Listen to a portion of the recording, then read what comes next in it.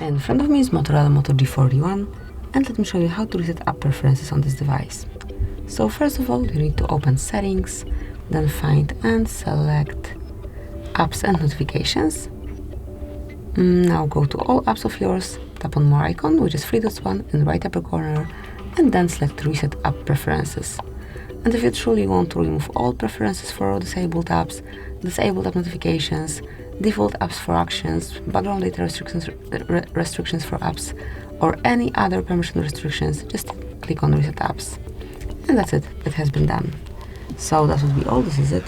Thank you for watching, please subscribe our channel and leave the thumbs up.